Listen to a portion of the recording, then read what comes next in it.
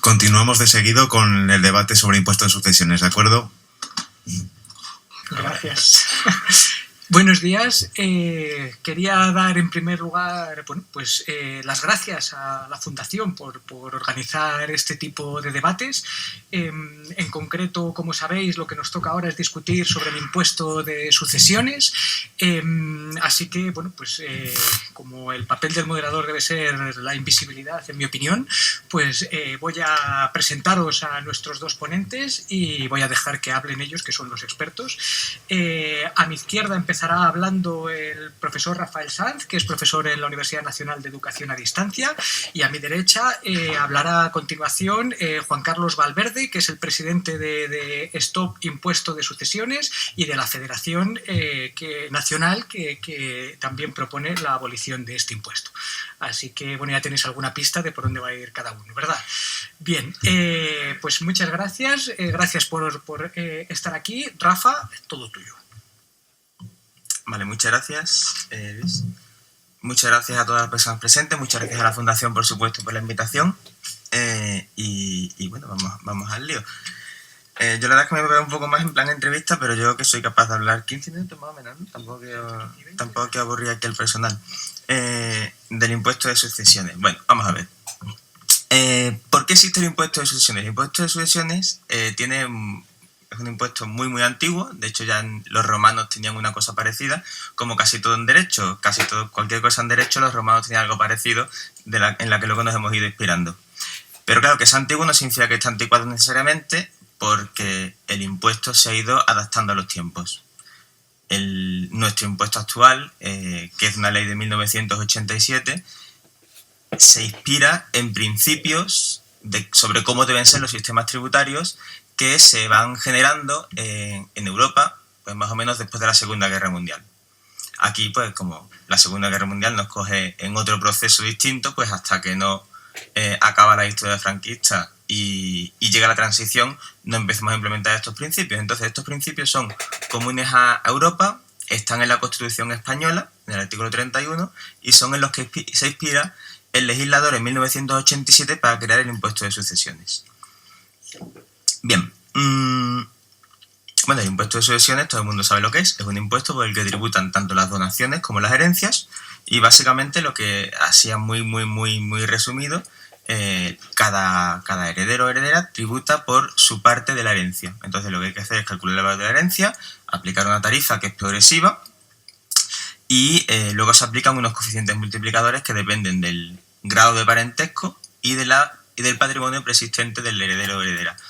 ¿Cuál es la idea aquí? La idea es doble. Si quien hereda ya tenía mucho patrimonio de antes, tiene que pagar más, porque se entiende que una de las funciones del impuesto es redistributiva. Esto ya se decía en el siglo XVIII. Los liberales ingleses, por ejemplo, consideraban que era un poco injusto que la nobleza, que es la que tiene el poder económico en su momento, simplemente fueran transmitiendo ese poder, tanto económico como consiguientemente político, a través de la herencia, y consideran que había que minimizar eso. Y luego al mismo tiempo se tiene en cuenta el parentesco. Si eres un pariente cercano, vas a pagar menos que si eres un pariente lejano, un extraño, etcétera, etcétera. La doble característica del impuesto es que, hay que usar términos técnicos, pero se entiende fácilmente, es un impuesto personal, es decir, se grava toda la herencia de la persona a la vez, se suma todo lo que hereda esa persona y es lo que tributa, y por otra parte es un impuesto subjetivo, tiene en cuenta, como hemos visto, características personales del contribuyente. Bien, así se crea el impuesto en 1987 y luego hay un momento en el que cambia radicalmente porque el impuesto se cede a las comunidades autónomas. Y esto da lugar a problemas como luego iremos viendo. Entonces, poco a poco las comunidades autónomas han ido compitiendo entre ellas por bajar el impuesto más que las vecinos. Y ahora mismo digamos que tenemos dos grandes grupos de comunidades autónomas en relación a los parientes directos, porque los parientes indirectos, primos, sobrinos, lejanos, etcétera, etcétera, tributan más o menos igual en todas las comunidades autónomas. Las que prácticamente suprimen el impuesto por completo, pues a lo mejor porque tienen una exención altísima o porque tienen pues una bonificación del 99%, que pues, evidentemente eso es como hacerlo desaparecer. mantienen una pequeña obligación de pago a efectos, sobre todo de control, ¿no? De saber que ha habido una herencia y que se tributa por ella. Y luego las que establecen un mínimo exento, como aquí en Castilla y León, que si no me equivoco es ahora mismo de 400.000 euros, es decir, una herencia entre familiares directos que no sobrepase los 4.000 euros desde el 1 de enero de 2018, no tributa. Bien, 400.000 euros, creo, ¿no? Eso por persona, claro. Todo esto es por persona, porque al final claro, la herencia se divide entre las personas que sean de acuerdo con las reglas de derecho civil y ya por personas. Ha ido subiendo bastante en los últimos años. Creo que antes era 175.000, pero hablo de memoria porque me sé más la normativa. Yo soy de Sevilla, entonces me sé más la andaluza. Pero creo que eran 175.000, luego 250.000, 300.000 y 400.000 desde el 1 de enero de 2018. Esto me lo sé porque me lo he mirado ayer, no porque me lo sepa todas las normativas de memoria, evidentemente. Bien, esto es un poco el impuesto. Vemos que es un impuesto con mucha historia, pero que al mismo tiempo ha ido evolucionando y se ha ido adaptando. Esto no significa que no se tenga que seguir adaptando. Evidentemente tiene fallos, y en esto creo que estamos de acuerdo los dos ponentes de la mesa. Tiene fallos y desde mi punto de vista hay que arreglar esos fallos. Además ya se han estudiado muchísimo cuáles son esos fallos, más o menos hay propuestas sobre cómo se deberían arreglar, pero claro, no se pone a ello nadie. Bien, ¿cuál es la pertinencia de este impuesto? Es decir, ¿por qué entiendo que debe existir? Pues esto se explica en dos tiempos. En primer lugar, ¿por qué hacen falta impuestos? Hacen falta impuestos porque hemos decidido colectivamente, y eso está en la Constitución, que hay una serie de necesidades humanas que vamos a cubrir entre todos y todas. Pues no sé, educación es pública, la pagamos en todo el mundo, infraestructuras, sanidad, entonces queremos que cualquier persona, se la pueda pagar o no, tenga asistencia sanitaria, no como por ejemplo en Estados Unidos, ¿no? Aquí Breaking Bad no tendría lugar porque el señor pues tendría sanidad pública. Dicho esto, es decir, los impuestos son relevantes. ¿Por qué en concreto el impuesto de sucesiones? Pues por varios motivos. Vamos a ver, fundamentalmente. Hay un impuesto sobre la herencia y sobre las donaciones, porque la herencia implica que gano dinero. Entonces, siempre que se gana dinero, por una vía o por otra, se tributa. Desde este punto de vista, el derecho tributario, los impuestos son un sistema. Intentan articularse, porque como toda obra humana, pues evidentemente hay muchos fallos, de modo que no haya diferencias de trato. Si yo cobro un sueldo, tributo por IRPF. Pues de mismo modo, si yo tengo un dinero por herencia o donación, tributo por impuestos de sucesiones y donaciones. Si yo compro una casa, tengo que pagar por esa compra IVA si es de primera mano o transmisiones patrimoniales si es de segunda mano. Pues del mismo modo, si yo heredo una casa, tengo que pagar un impuesto, que en este caso es el impuesto de sucesiones y donaciones. Entonces, como yo estoy ganando dinero en el fondo a cambio de nada, no me estoy esforzando por heredar, salvo casos que ya van por derecho penal, pues entonces pago parte de ese dinero y va a financiar los gastos públicos. Bien, en segundo lugar, con este impuesto conseguimos, o la intención de este impuesto es redistribuir la renta. Hay que tener en cuenta aquí cómo se distribuye la riqueza en España. El 10% más rico tiene el 50% de la riqueza, mientras que el 50% más pobre tiene el 6,6% de la riqueza. Entonces, la tendencia en las comunidades autónomas donde todavía existe el impuesto es a que hay un impuesto con un mínimo exento relativamente alto, aquí son 400.000 euros por persona que herede, entonces de modo que las herencias de padres a hijos o de madres a hijas, o cualquier combinación entre estas dos palabras, no pagan o pagan muy poco. Tengo aquí, por ejemplo, datos de Andalucía. En Andalucía, cuando el mínimo exento era de 175.000 euros, solo pagaba un 7,5% de quien heredaba algo. Bien, entonces, si conseguimos combinar este mínimo exento alto con que los ricos sí paguen, que luego, claro, ahí también tenemos muchos problemas, pero los tenemos en todos los impuestos, ¿no? Que muchas veces los ricos no pagan lo que deberían. Conseguimos que exista este efecto redistributivo. Hay casos en los que los ricos sí pagan. Por ejemplo, en Galicia, cuando murió Rosalía Mera, que es la exmujer de Amancio Ortega, los hijos ingresaron en la hacienda gallega más de 100 millones de euros. De hecho, la recaudación ese año subió un 40% respecto a lo que venía siendo normal. En Madrid sabéis que se dice siempre que el impuesto de sucesiones no existe entre familiares directos, pero sí para los sobrinos. Cuando murió Isidoro Álvarez, que era el dueño del Corte Inglés, parte lo heredó su sobrino, tengo que apuntar el nombre porque no me lo sé de memoria, Dimas Jimeno, heredó una parte y tuvo que ingresar 40 millones de euros en la hacienda madrileña. Entonces se trata de gravar esta alta concentración de la riqueza mediante un diseño adecuado del impuesto. Evidentemente, pues eso, los ricos pues, tienen formas de no pagar, pero también tienen formas de no pagar el IRPF y no por eso quitamos el IRPF, sino que intentamos reflo para mejorarlo. Bien, diferencias con la plusvalía, ¿no? Era otro punto. Una cosa que pasa mucho es que, claro, el impuesto de plusvalía, que se llama así, pero el nombre es mucho más largo, es el impuesto sobre el incremento de valor de terrenos de naturaleza urbana, ni siquiera las siglas son pronunciables, es un impuesto que se paga por la transmisión de una vivienda. Realmente se paga por el incremento de valor que ha experimentado el suelo, no la vivienda, sino el suelo. Eso es una cosa que se calcula de manera indirecta y, como todo tributo que grava un incremento de valor, se paga cuando se transmite el bien, igual que en el IRPF de la casa, si hay plusvalía. Bien, por el incremento, como digo, acumulado. Por lo tanto, si se vende una vivienda, se tributa en plusvalía por el suelo. Y entonces, ¿quién paga es el vendedor?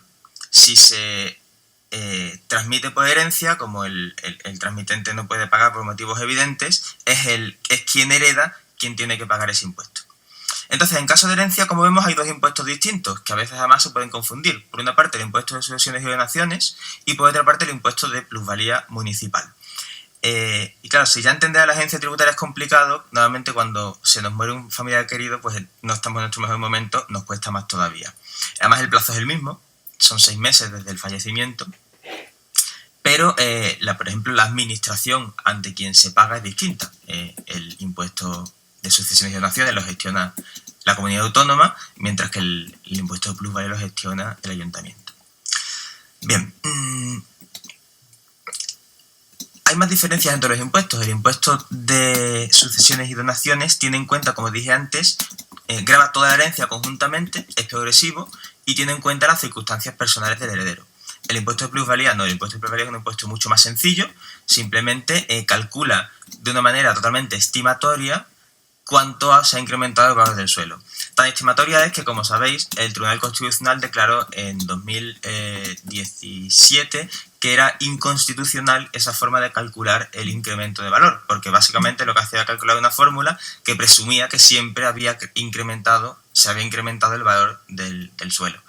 Y claro, porque si te piden un impuesto de plusvalía cuando el suelo ha bajado de precio, pues evidentemente eso va contra la Constitución, porque no están grabando una manifestación de capacidad económica. Has perdido. Y encima, esto además fue más escandaloso todavía que esto, con las daciones en pago. Había gente que se quedaba sin su casa porque daba la casa para cancelar el préstamo hipotecario con el banco y encima luego llegaba al ayuntamiento y le pedía que pagara el impuesto de plusvalía. Y era como, perdón, ¿qué capacidad económica tengo? Ahí además se arregló, al principio se dijo que tenía que pagar al banco, luego directamente se declaró exenta y ya está. Exenta no se paga, simplemente. El Constitucional dijo en el 2017 que esto era inconstitucional, el Supremo dijo en 2018 que es inconstitucional solamente cuando no hay un incremento de valor y que es el contribuyente, quien hereda en este caso, quien tiene que demostrar que no ha habido un incremento de valor. Es complicado, claro, porque si lo vendes es fácil, porque tienes la escritura de venta, pues ya eso es un indicio. Por cuánto lo compré, por cuánto lo vendo. En el caso de la donación es un poco más complicado, pero bueno, podríamos partir del valor que se le dé a efectos del impuesto de sucesiones y donaciones y ver si hay o no un incremento de valor. Toda la carga que se ha puesto contra el impuesto de sucesiones y donaciones, yo realmente la pondría contra el impuesto de plusvalía, que es un impuesto que me parece muchísimo más injusto. Presume que hay un incremento de valor, aunque no lo haya, de bonificación si eras el cónyuge o los hijos y había convivencia. Entonces sí es verdad que pagas menos. Pero bueno, es una cosa bastante excepcional que yo creo que no existe en muchos otros municipios, no existe.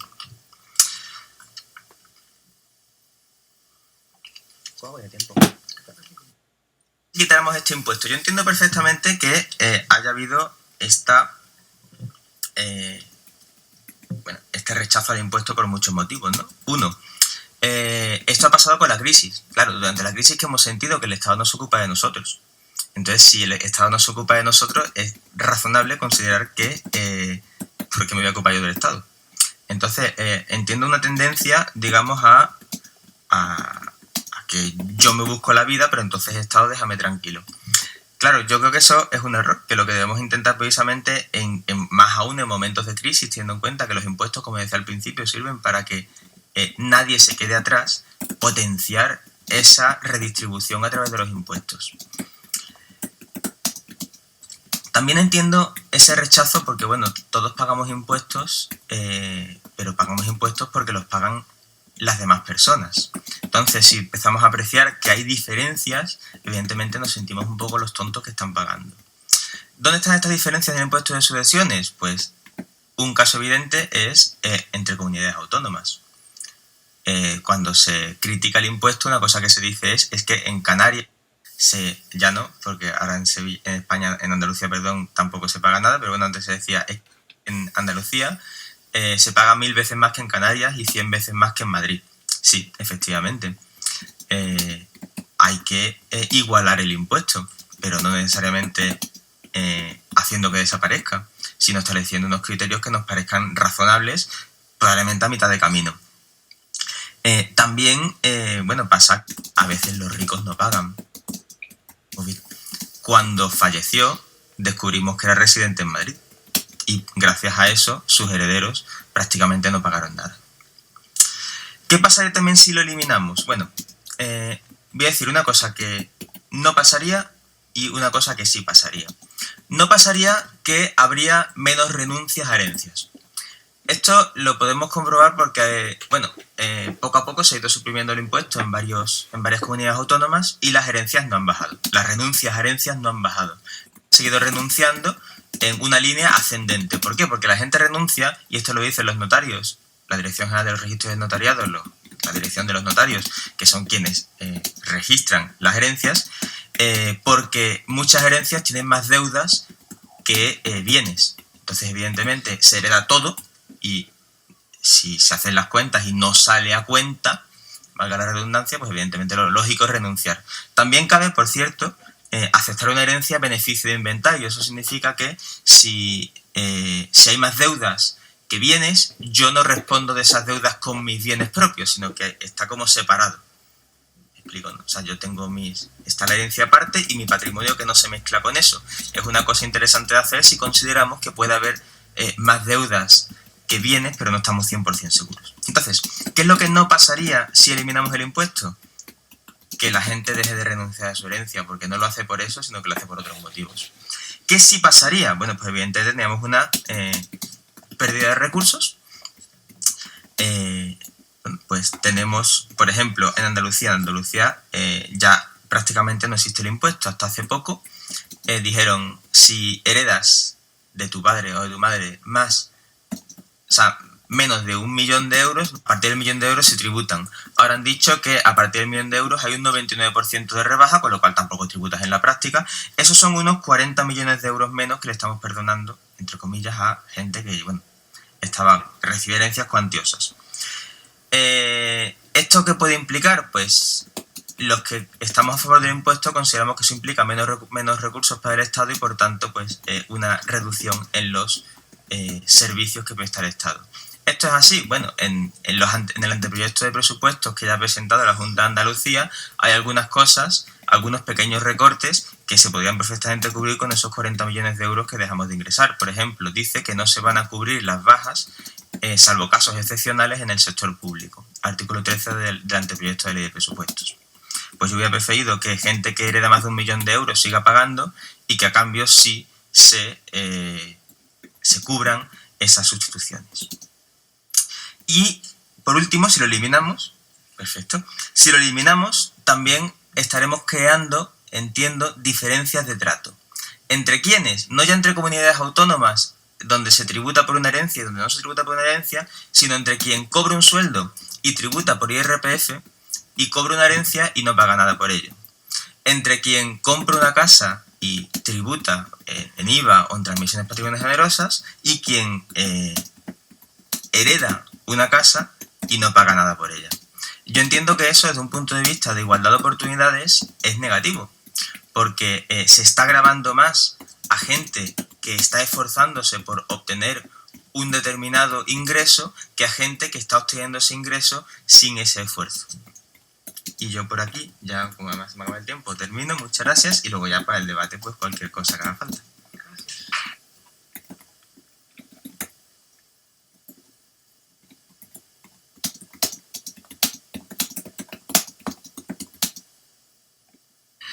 Bueno, ante todo agradecer a la Fundación Isidora Duncan que nos permita poner el contrapunto a los argumentos que acabamos de oír. Por otra parte, muy repetidos, por cierto, no es la primera vez que los hemos escuchado. Y poner el lado humano del impuesto. Podríamos estar allá aquí en los ordenadores material para aburrir, para todo lo que queramos, pero vamos a poner el contrapunto humano. A mí me gustaría, antes de hacer una exposición, tratar de rebatir algunas de las cosas que mi compañero hábilmente ha expuesto, ¿no? Para empezar, vamos desde el principio. Decía, esto es un impuesto que ya lo tenían los romanos, sí, curiosamente para financiar las guerras, y que después desapareció del sistema tributario romano, cuando se dieron cuenta de que aquello lo único que hacía era jorobar a la población. O sea que el impuesto ya, cuando nació, curiosamente, era para pagar guerras, ¿no? Concretamente eran unas guerras civiles. Hablaba de que en 1987 se instauró el impuesto, no, se recuperó. Fue Felipe González quien lo instauró, creo que fue muy bien en el 87, pero fue posteriormente el señor Zapatero quien lo transfirió como método de financiación a las comunidades autónomas. Y ahí empezó la debacle. Empezó porque existía el impuesto, que ahora veremos por qué no tiene que existir. Pero ya la repanocha, yo hablo muy claramente, lo lamento, si a alguna persona quizá mi lenguaje pues no le parezca apropiado, ¿no? Ya fue que se transfiriera a las comunidades autónomas. Empezaron ya las comunidades, como él muy bien dice, algunas se dieron cuenta de que esto era injusto, de que esto lo único que hacía era penalizar la inversión, penalizar la generación de empleo, penalizar la riqueza, y atentaba contra el ahorro, que es lo más sagrado y lo más fundamental que tiene una familia, ¿no? El poder trabajar para que tus seres vivan un poco mejor siquiera de lo que tú ya has vivido, ¿no? Bueno, pues como decía, no, es que esto hay que hacerlo porque es redistributivo. Mire usted, eso es falso. O sea, el impuesto desde su nacimiento está viciado, no es redistributivo. Yo les voy a decir por qué. Sencillamente porque los ricos no heredan. Así de sencillo. O sea, no conozco ni un solo rico, y les aseguro que le hemos pedido dinero a muchos ricos para decir, oye, financia nuestra campaña, ayúdanos, y nunca nos han hecho ni caso, porque ellos no tienen este problema. ¿Y por qué no lo tienen? Porque el Estado y las comunidades autónomas, a los poderosos, a los que verdaderamente se lo pueden permitir, ojalá fuéramos todos, pero no es así, les da los medios y las herramientas necesarias mediante sociedades instrumentales, mediante fondos financieros, mediante complejos e entramados societarios para que esto no paguen. Y voy a poner un ejemplo. Hablaba de la Casa de Alba. La duquesa de Alba, Cayetana de Alba, no ha pagado porque dijo que vivía en Madrid. No, señor. La Junta de Andalucía reclamó ese impuesto. Y efectivamente, parte del año vivía en Madrid y otra parte del año vivía las dueñas en Sevilla. Pero ¿saben ustedes por qué no pagó? Porque un expresidente, o mejor dicho, pagó el mínimo. Un expresidente del gobierno que instauró el impuesto, señor Felipe González, asesoró a Cayetano de Alba, como ha reconocido hace escasamente una semana en televisión, en La Sexta y en los medios de difusión y en La 4, para no pagar, no, para pagar el mínimo. Hombre, ojalá, si yo tuviera un expresidente que me eche una manita a la hora de hacer los papeles para no pagar, pues le estaría eternamente agradecido. O sea, fijaros qué dicotomía. El presidente de una nación que instaura el impuesto socialista, y no tenemos nada en contra de los partidos, evidentemente sí de aquellos que quieren mantener el impuesto, ayuda a que los ricos y los poderosos de la teórica redistribución, y no nos olvidemos, para el Estado y para algunos señores, fundamentalmente redistribuir es muy bonito, pero claro, cuando redistribuyo lo de los demás, no toco lo mío. Ayuda a que ese impuesto no se abone. Luego lo de la redistribución, ya de por sí, falso. Cuando solo lo paga un ciudadano y los que deberían de hacerlo no lo abonan, es que algo está fallando. La recaudación, los servicios, la sanidad, la educación, los hospitales, los colegios, yo qué sé, que no llueva, o sea, todas las cosas que le podemos intentar hacer con esto, eso también es falso. Mire usted, si la sanidad, la educación, los hospitales o cualquier otra patraña demagógica que nos quieran, y no lo digo por ti, lo digo por los políticos, que nos quieran decir, fuera así, estarían en quiebra técnica el sistema. No tendríamos hospitales, la educación, que ya de por sí es mala, pues que ni la tendríamos porque no abriríamos escuelas. ¿Y saben por qué? Porque el impuesto no recauda ni siquiera ya a estas alturas el 0,2 del Producto Interior Bruto. Es decir, eso es una miseria. Hablamos de 2.000 millones, estaba hablando. ¿Cuánto es el presupuesto de las comunidades autónomas? Creo que son más de 90.000 millones. Oiga, ¿por qué no se preocupan de recortar de donde tienen que recortar en vez de robar al ciudadano? Y lo digo así de claro, el dinero donde tiene que estar es en el bolsillo de los ciudadanos, que es donde genera riqueza y que es donde se genera para el resto de la población en forma de nuestro gasto, pues un beneficio directo. No tiene que ser recaudado por un Estado sobredimensionado con 17 reinos de taifa y 2 que van por libre, que son Navarra y el País Vasco, 17 regímenes fiscales. Es decir, eso es una auténtica barbaridad. Pero es que podríamos seguir. El impuesto atenta directamente, como os decía, contra el ahorro y vulnera artículos de la Constitución española. Antes había aquí una persona que nos ha informado muy bien sobre lo que es la legalidad, el Banco de España. La Constitución española últimamente está de moda. En el debate que ha habido hace poco tiempo había un señor que salía con la Constitución en la mano, que a mí me recordaba a los que hacían la foto con el libro rojo de Mao, ¿no? Pero bueno, para el caso viene a ser lo mismo. El artículo 14 de la Constitución dice: todos somos iguales ante la ley. Se lo pasan a la piola. Es decir, cuando un señor que vive en Andalucía, y ahora no es que no paguemos, sino que se ha reducido al mínimo, tiene que tributar muchísimo más que un señor que viva en Castilla y León, que por cierto, teniendo un gobierno como el andaluz, sigue con los tipos al máximo, no se está cumpliendo. La Constitución dice que el artículo 33, el derecho a la herencia, sí, todos tenemos derecho a la herencia, sí, pero yo se la hiperregulo y se la robo, se la confisco, se la expolio. Luego, ahí tenemos un grave problema. Y el artículo de la igualdad decía: los impuestos deben de ser progresivos, justos y no confiscatorios. Qué bonito. A mí eso cuando lo digo me suena: salvemos la ballena, que los casquetes polares pues no se deshielen. Qué bonito queda todo eso, ¿verdad? Pues la realidad es que no es nada de eso. Primero, no es justo cuando los que los tienen que pagar no lo pagan. ¿Quién queda? La clase trabajadora, nosotros, hablando claro, y la clase media. Por supuesto, no es redistributivo por la misma razón. Y además es confiscatorio. ¿Hay algo más confiscatorio que te quiten el esfuerzo por el que ha luchado tu familia toda su vida? No lo hay, ¿verdad? Y es confiscatorio porque una vez que se produce el impuesto, no nos engañemos, dice: oiga, es que usted puede renunciar.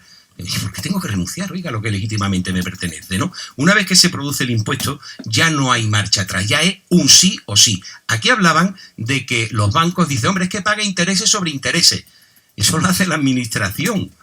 La administración, cuando te multa porque no has podido pagar el impuesto, empieza a aplicarte un 5, cuando el banco te está dando un 0 y pico en cuenta corriente, ¿verdad? Y al año que viene volverá a aplicarte lo mismo sobre lo que queda, y al siguiente, y así sucesivamente. Y habrá veces en que te metes en un círculo vicioso, que a mí me recuerda a estas pobres chicas que traen de algunos países, en las que nada más que trabajan para la comida y el mantenimiento, y de ahí no salen, porque siempre están debiéndole dinero al señor que tiene el negocio, que actúa al más puro estilo mafioso. Pues aquí se trata de que la administración hace un planteamiento canallesco del poder.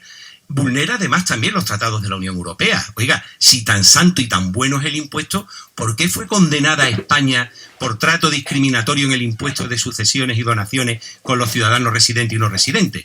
Yo le voy a decir las 2 normas que la condenaron. Libre circulación de capitales, es decir, que no podías ir con tu dinero a donde quisieras, da lo mismo que sea Alemania, España, Andalucía, Castilla y León.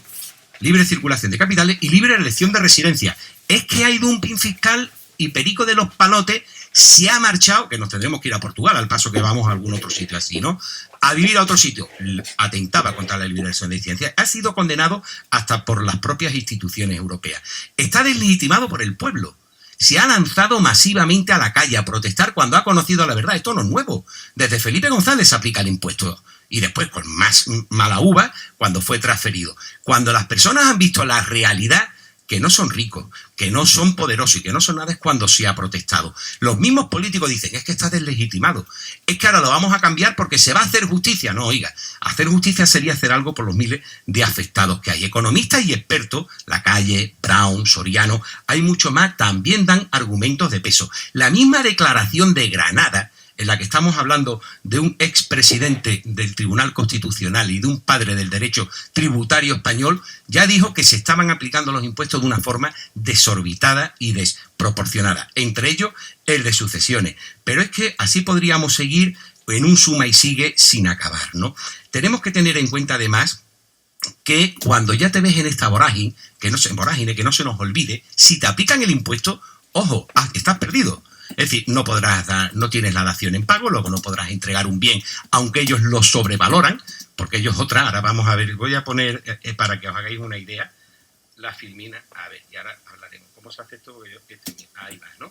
Bien, esos bienes son sobrevalorados, no habrá derecho de tanteo ni de retracto, te pondrán intereses, multas, empezarán con los embargos, aunque te subasten tu casa por una ínfima parte seguirás debiendo, en fin, entrarás en una vorágine de la que no podrás salir. Ahí tienen el famoso impuesto de sucesiones y donaciones que lo cobra toda Europa. Oiga, pues no lo cobra todo.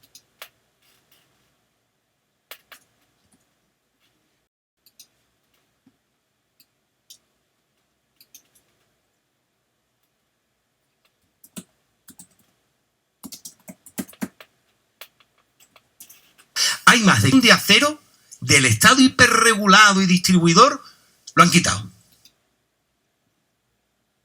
Esto de sucesiones está en unos límites muy altos comparado con el resto del territorio nacional.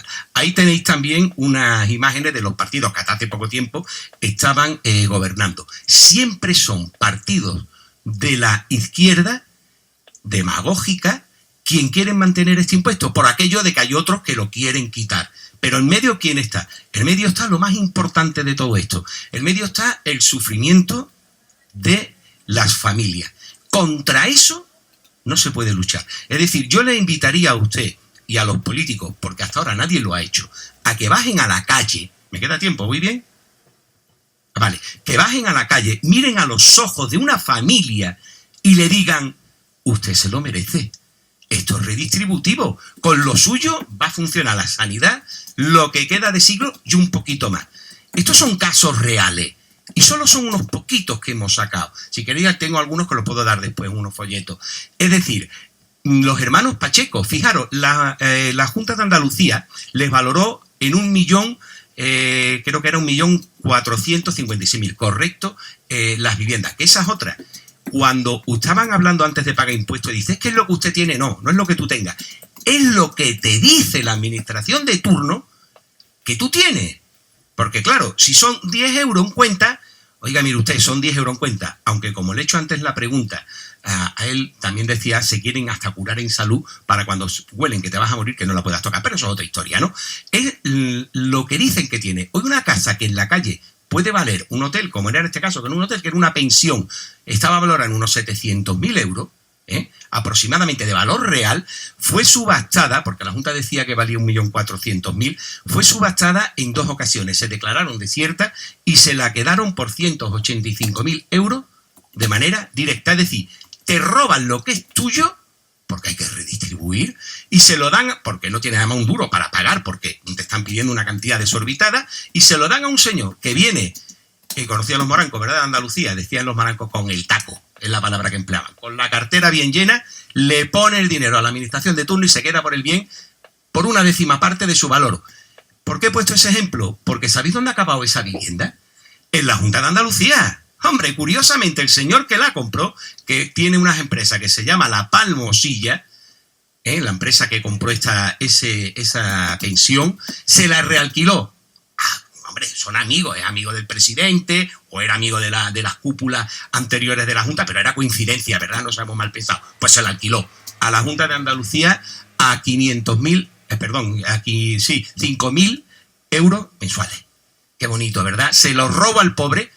A esta familia la dejó en la ruina, porque esta familia materialmente siguen debiendo cada uno 90.000 euros, puesto que al subastarse no se cubrió el bien, tienen todos sus bienes hipotecados y un señor amigo del poder y con el taco que no debería, sería uno de los que deberían de pagar estos impuestos, se libró. Y con eso pues tenemos más casos. Pero voy a ir un poquito más lejos. Cuando hemos dicho que es una cosa que es justa y los políticos, ¿por qué no le preguntamos a la señora Isabel Cela, ministra de Educación, que por qué tiene sociedades patrimoniales? O sea, estamos hablando de los ministros de España, no ya de Felipe González. Hombre, ya se fue hace tiempo, es un expresidente del gobierno, el chaval pues le echa una manilla al duque, ¿no? No, a la Casa de Alba, no. Estamos hablando de que los propios ministros de España, a los que se les llena la boca diciendo que esto es justo, redistributivo y legal, tienen sociedades instrumentales. Isabel Cela tiene una. Pedro Duque, el señor que vino de las estrellas, que nadie sabe muy bien para qué vino, porque todavía no se le reconoce nada, pues tiene otra. María José Rienda, que si no la conocen yo les diré que es la secretaria de Estado para el Deporte, tiene otra. Y Nadia Calviño, pues tiene otra. Es decir, el mismo Estado se blinda y las mismas personas que defienden este impuesto se blindan para que cuando llegue el momento no solamente no paguen otra serie de impuestos que les tocaría pagar con estas sociedades instrumentales, sino que encima se libren también del impuesto de sucesiones y donaciones. No sé si había alguna... Ahí hablaban antes de las renuncias, porque voy tratando de decir algunos argumentos, aunque como les digo, pues tengo bastantes más, ¿no? Las renuncias, dice, no, las renuncias son por deudas del difunto. Mentira, eso no me lo he inventado yo, esos son cuadros que son y están extraídos de las fuentes oficiales, ¿no? Para empezar, usted no puede saber qué renuncias son por deuda porque simplemente el Consejo General del Notariado no lo publica. Es decir, que a mí me hace mucha gracia, dice, no, es que son deudas del difunto. Eso es mentira. ¿De dónde se saca usted el dato? ¿No lo ha dicho un notario? ¿Cuál? Ese dato no lo publican los notarios. Cuando usted va a un notario y renuncia, el notario le dice, y no, porque has renunciado, que es que tengo que rellenar una crucecita, ¿sabes? Que me piden. Falso. Luego ese dato no viene. El dato real es que desde que empezó la crisis, que es el gráfico de abajo, veis, hay que leerlo al revés, veis que la curva va subiendo, 2007 al 2016, que creo que estaba cerrado 17, las renuncias aumentaron un 420%. Y eso no lo contabilizan en los que pagan, esos no entran, señor. Es decir, lo que usted contabiliza es que el impuesto ha afectado, esos son los que pasan por caja. Las renuncias, como no pasan por caja, no cuentan. Por tanto, ese dato no está contabilizado. ¿Por qué se disparó un 420%? Pues porque no había dinero. Es decir, yo tengo que recomprar mi herencia para que no me robe un Estado que hace un impuesto y una aplicación canalla del mismo para que no me robe lo que legítimamente es mío. Como no había dinero, como no se podía acceder al crédito, pues no te quedaba otra que renunciar. Y perdías todo aquello por lo que habían trabajado tus padres. Es decir, el gráfico de arriba es el que han publicado ahora el Consejo de Economistas. Fijaros que son muy cucos, solo recogen del 2010 al 2018. Y ya dicen que se están produciendo sobre el año pasado, que fueron aproximadamente 430.000 herencias, unas 46.800 fueron renunciadas. Es decir, casi 11 de cada 100 tienen que renunciar. Dice, no, por cargas del difunto. Mentira. Las personas que morían con cargas tributarias, ya termino, son relativamente jóvenes. Tú cuando estás constituyendo un capital tienes 45 a 55 años, estás en plenitud de la vida. Normalmente se muere uno de viejo, yo por lo menos aspiro a morirme de viejo, no sé ustedes. Entonces ahí ya ese capital está consolidado, ahí ya no hay deuda. Las herencias suelen estar limpias de deuda, ¿de acuerdo? Luego es falso. ¿Qué es lo que sí sucede? Y ese dato que estabas diciendo, es que las renuncias están aumentando. Claro que están aumentando, gracias a las bonificaciones. Porque antes, con 0 bonificaciones en muchas autonomías, hagas lo que hagas, o te quemas en la sartén o te quemas en el mango. Pero te quemas de esta forma, ¿qué voy a hacer? Nada. Ahora muchas familias están renunciando en favor, por ejemplo, de los hijos, para dividir la carga tributaria. Y esa es una de las razones por las que han podido aumentar esas renuncias en zonas donde han bajado el impuesto. Porque ahora es más fácil acceder al mismo. Pero ni muchísimo menos porque eso viniera de antiguo y porque las herencias todas estuvieran envenenadas y tuviesen cargas tributarias que no se podían asumir. En definitiva, decían también, antes ponía algunos ejemplos, fijaros que cuando ganamos un dinero, coge Hacienda y te mete el IRPF. Bueno, me compro un piso, voy a comprar un piso, el 10% de transmisiones, jolín, lo vendo, las plusvalías. ¿Lo quieres donar? Donaciones, que eso está prácticamente en muchas comunidades un tema todavía por tocar, igual que los grados de parentesco. Si lo ahorras, pagas patrimonio. Bueno, pues solo me queda morirme, sucesiones. Es decir, el sistema está diseñado para esquimar el bolsillo del ciudadano. Y no se nos olvide, 90.000 millones cuestan las autonomías. 90.000 millones. Ellos nunca se recortarán. ¿Saben lo que hace un ayuntamiento lo primero cuando llega al poder y lo harán ahora? Se ponen de acuerdo para los sueldos y para inmovilizar ese dinero para que no se lo vayan a quitar al año siguiente. sea, yo primero cobro yo, servidora, y después ya veremos si queda algo para vosotros. No, lo que hay que hacer las cuentas bien, y un país no deja de ser una gran economía, y como en cualquier economía doméstica, usted primero recorte sus gastos, atienda las necesidades básicas y después hablamos. Y el dinero donde tiene que estar es en el bolsillo de los ciudadanos. El impuesto de sucesiones y donaciones, que les quede claro, y debe de levantarse Castilla y León, porque si no, sinceramente, vais a salir muy mal. Es un robo institucional y no tiene justificación ninguna. Eso es lo único, yo creo, que podía decirlo. Las plusvalías, bueno, era la pregunta que quedaba del final, aunque han quedado algunas sin contestar. Las plusvalías, otro robo. O sea, oiga, ¿usted por qué paga una plusvalía? Las mortis causa no deberían de existir. Porque simplemente es que se ha muerto el titular. No es que se haya vendido, no hay un beneficio económico a corto plazo, no hay nada. Si nos ha muerto el titular y pasa a mí, que sigo viviendo en la misma casa que mis padres, oyendo en el mismo apartamento. No, joróbate y paga plusvalía. Tremendo. O sea, miremos como miremos, es un despropósito.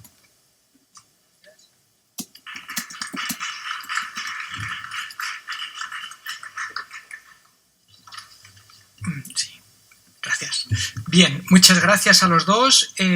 Lo que vamos a hacer, como no es que vayamos demasiado sobrados, podemos abrir algún turno de preguntas y después en el turno de respuestas podéis también responderos mutuamente, si os parece bien, ¿vale? ¿Levantáis la mano quien quiera hacer alguna pregunta? Allí tenemos una palabra.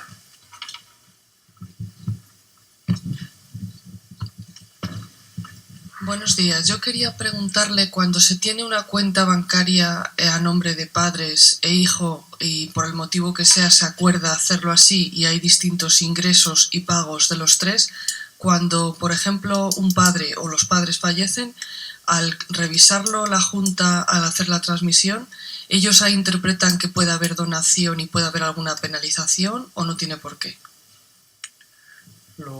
Vamos a acumular varias preguntas y gracias. ¿Más preguntas?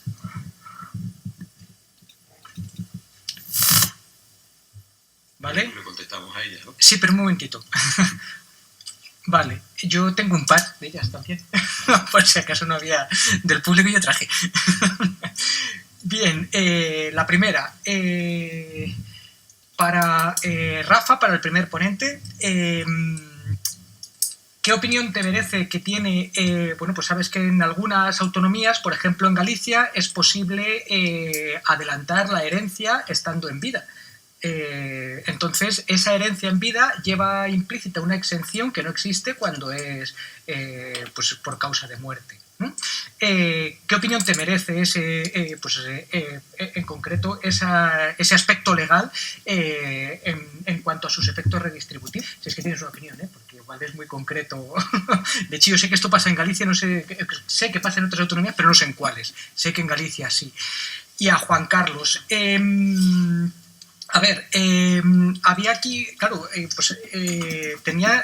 traje una, porque había estado también leyendo el dossier que mandaste a la Fundación y pensaba que buena parte de los argumentos que mencionabas eran aplicables también al IRPF. ¿Por qué no proponer también abolir el IRPF en ese sentido?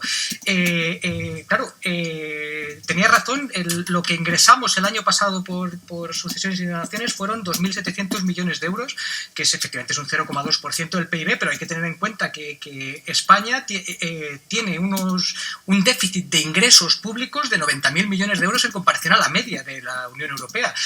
Abolir figuras tributarias en este país es factible y es, aunque a costa de esa abolición nos alejemos aún más de la media de los países de nuestro entorno. Y ahora sí, empezaremos con Rafa y después Juan Carlos. Vale. La pregunta, en primer lugar, sí.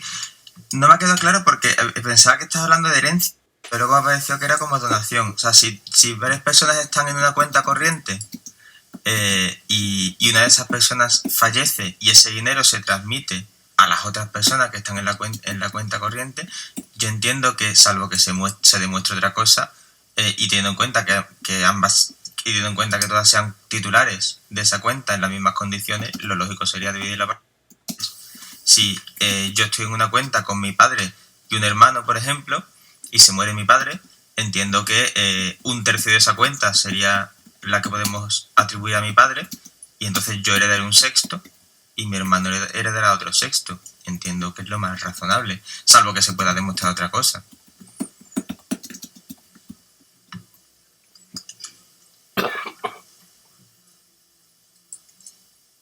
Pero ¿donaciones en qué sentido?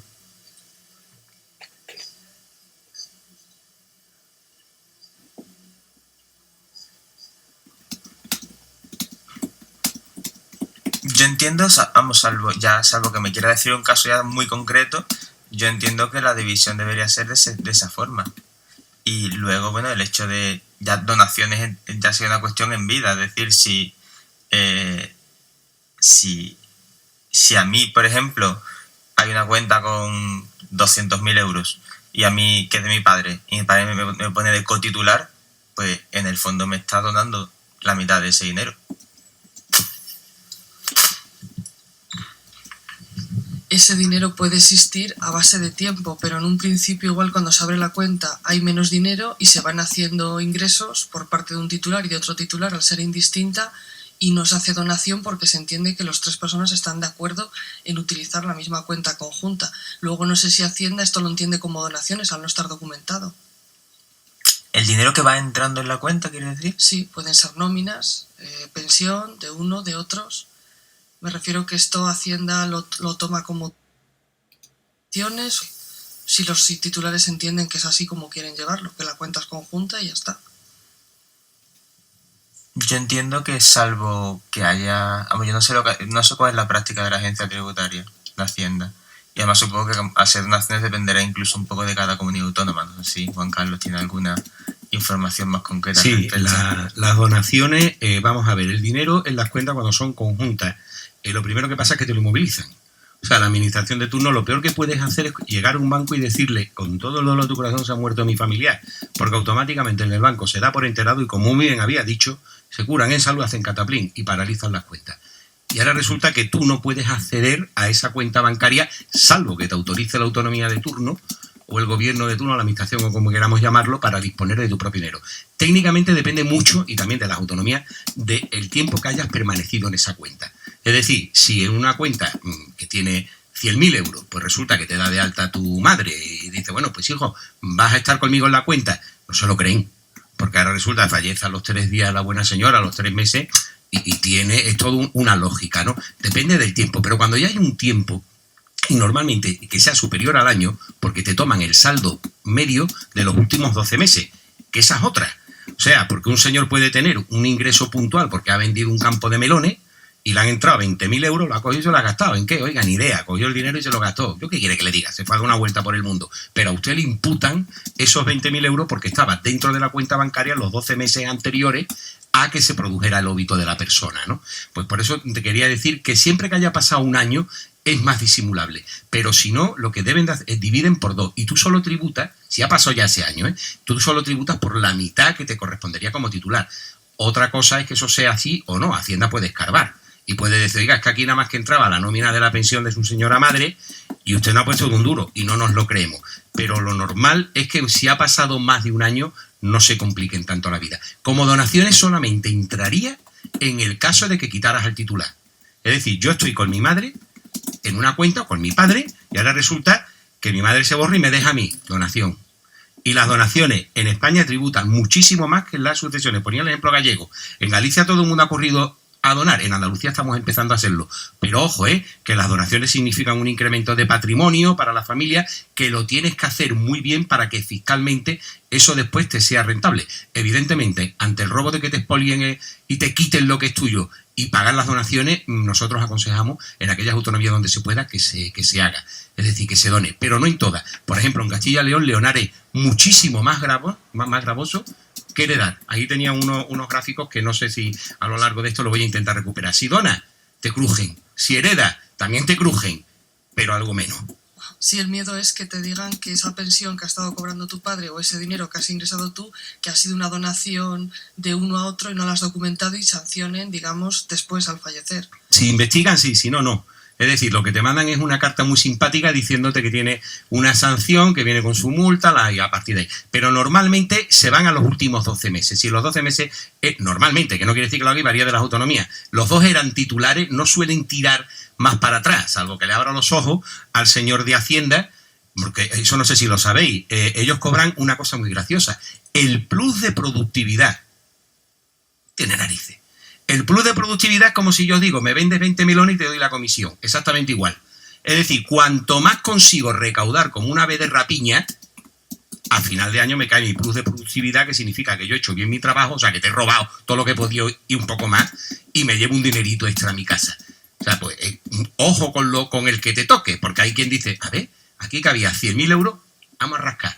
Porque a lo mejor eso es el viajecito a Mallorca con la mujer que se puede pegar ese año. Yo lamento, pero hablo muy claro, ¿eh? Pero que me diga un funcionario donde están cobrando lo que es mentira. No, es que no son comisiones. No la llame comisiones. Llámalo regalo de la administración de turno por lo bueno que eres, hijo mío. Venga, ya, hombre, por Dios. No hay manera de engañar a las personas. Gracias. ¿Sigo? Vale, bueno, ya que estamos hablando de productividad, tiene un tope, es decir, a partir de cierto nivel no se siguen cobrando nada más, no, ninguna comisión. Sí, precisamente, ahí dejan de sacrificar personas. Precisamente, déjame no me interrumpa, ¿no? Gracias. Precisamente para evitar ese tipo de cosas. Yo soy bastante crítico en ese plus, sobre todo, no tanto por eso, porque a mí me parece que, bueno, dentro de cierto... después, si no, nos quejamos de que los funcionarios están todo el día mano sobre mano, ¿no? Pues habría que incentivarles un poco. Yo lo que sería es combinar eso con otra cosa, que es, vale, tú a lo mejor has sacado un montón de dinero, pero luego te lo han tumbado todo en los tribunales. Eso también habría que tenerlo en cuenta. Es decir, un plus que sea, sí, de productividad, porque tú estás ahí para currar y tu trabajo es descubrir si la gente está pagando o no, también ayudarle a que pague. Pero si estás siendo un kamikaze, evidentemente no te deberían dar ese plus. Si luego todo lo que tú haces te lo echan abajo los tribunales porque lo haces mal, que te quiten ese plus. Esa es mi opinión personal al respecto. Bien, más cosas. He ido apuntando un montón de cosas que ha ido comentando Juan Carlos, pero ya llegó un momento que estaba desbordado. Así que voy a empezar por lo que decía Luis. La herencia adelantada, bueno, en principio, que yo entiendo que el hecho de que tribute menos es un poco para fomentar que la gente contrate un abogado y planifique la herencia. Lo cual, bueno, pues si alguien se puede permitir el abogado, pues mejor para él o ella, y evidentemente pues tendrá ese beneficio. Yo creo que debería haber una tributación lo más equivalente posible de las donaciones y de las herencias, porque al final no dejan de ser la misma cosa, entiendo yo. Pero bueno, de hecho, bueno, si alguna tiene que tributar un poco menos en la herencia, precisamente porque es inesperado, tú no sabes cuándo te vas a morir, pero sí puedes decidir cuándo donas. Más cosas. Financiar las guerras, sí. El IRPF se crea para financiar las guerras también. Con lo cual, según eso, bueno, pues me sumo a la pregunta de Luis. Entonces, cada vez tenemos más raquita del IRPF. Por cierto, no fue Zapatero el que cedió el impuesto de sucesiones a las comunidades autónomas, sino que fue Aznar con el PP en el 96, cuando pactó con CiU para... Zapatero fue el que le dio las máximas ampliaciones. Sí, por supuesto. Esto, vamos, es que es una cosa totalmente independiente de los partidos políticos.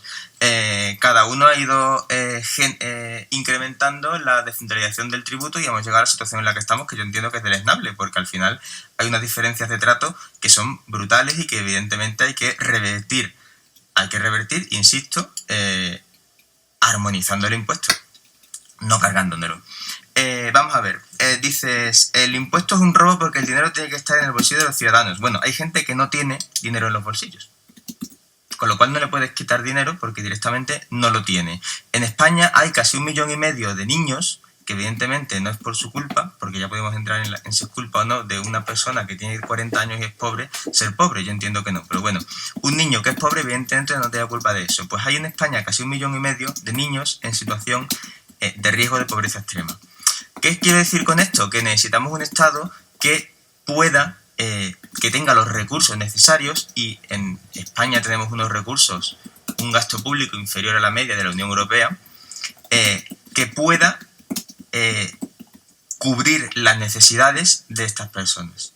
Y para eso la solución no es ir quitando más impuestos, sino por el contrario fortalecer los que ya hay. Evidentemente hay mucha injusticia en la aplicación del impuesto de sucesiones y donaciones. Evidentemente el poder político está conchavado con el poder económico. Yo vivo de alquiler, yo no gano nada definiendo el impuesto de sucesiones y donaciones. Si yo no me voy a hacer rico con esto. Pero hay que hacer algo al respecto y ese algo al respecto no es suprimirlo por completo. Antes has dicho, no conozco ni un rico que pague el impuesto. Antes he puesto 2 ejemplos. Los hijos de Rosalía Mera y el sobrino ¿De quién? de Rosalía Mera, la exmujer de Amancio Ortega. No, yo no lo he puesto de ejemplo a ella. Lo he puesto yo de ejemplo. Lo he puesto tú. De gente rica que ha pagado. Concretamente, entre los 2 hijos pagaron 100 millones de euros a la agencia gallega. Y el sobrino del propietario del Corte Inglés, que pagó 40 millones de euros a la hacienda madrileña. O sea, sí hay ricos que pagan, y evidentemente si el impuesto es un queso gruyère, va a ser más fácil que no paguen. Evidentemente hay muchísimos mecanismos para que los ricos no paguen. Y yo, si de aquí, por ejemplo, puede ser una plataforma contra la SICAF, por ejemplo, pues me parecería de puta madre, con perdón. O sea, porque que hay un vehículo de inversión que se usa de manera fraudulenta para que gente millonaria invierta y tribute por la inversión, por el beneficio de la inversión, un 1%, pues a mí eso me parece deleznable. Y antes que lo digas tú, lo digo yo, fue Solbes, con el PSOE, el que le quitó a la agencia tributaria la capacidad de comprobar si esas SICAVs eran o no fraudulentas a la agencia tributaria. Porque muchísimas lo son. En teoría es un vehículo de inversión colectiva, en la práctica es un señor que pone el dinero, o 2 o 3, y hasta los 100 que exige la ley, pues gente que está ahí por estar. Más cosas. Vamos a ver. ¿Va contra el ahorro? Bueno, yo podría decir igualmente que el impuesto, que abolir el impuesto de sucesiones desincentiva el ahorro, porque si yo sé que voy a heredar por completo lo que mi padre me deje, pues ¿para qué voy a esforzarme yo? Al final, si hay una transferencia intergeneracional de riqueza, si ponemos un impuesto más grande, pues estaremos fomentando el ahorro del hijo, del heredero, y si no creamos este impuesto, estaremos desincentivando el ahorro del hijo, del heredero. Y luego, sí, evidentemente, 2 cosas más. Y vamos terminando. Igualdad, sí, evidentemente, hay una desigualdad brutal, vamos a arreglarla. Si quitamos el impuesto, estaremos creando desigualdad, como he dicho antes, entre quien gana un sueldo y quien hereda un dinero, entre quien compra una casa y quien la hereda. ¿Qué hacemos con esa desigualdad? Porque eso también iría contra el principio de igualdad de la Constitución, del artículo 14 del artículo 31, digo yo. Y ya la última, estoy de acuerdo con la dación en pago. Yo creo que sería genial usar un mecanismo de dación en pago y además así crear vivienda social por parte de las comunidades autónomas, que son las que tienen la competencia. Y las renuncias. Si las renuncias van subiendo, aunque quitemos el impuesto, evidentemente el impuesto podemos deducir, aunque evidentemente nadie sabe por qué renuncia cada una de las personas, tanto tú como yo no lo sabemos. O sea, cuando tú dices, la gente renuncia por esto, es tan cierto... Sí, que se renunciaban por deuda y cosas así. Sí, bueno, eso lo dicen los notarios. Pero los notarios no lo publican el dato. Bueno, no lo publican en datos, pero lo publican en entrevistas. Lo que quiero decir es que tu información sobre por qué la gente renuncia y la mía tienen la misma validez. Vale, entonces, partiendo de eso, sí es cierto que aunque va bajando el impuesto, van creciendo las herencias. Pues igual no hay tanta correlación entre una cosa y otra. Gracias, Juan Carlos. ¿Qué?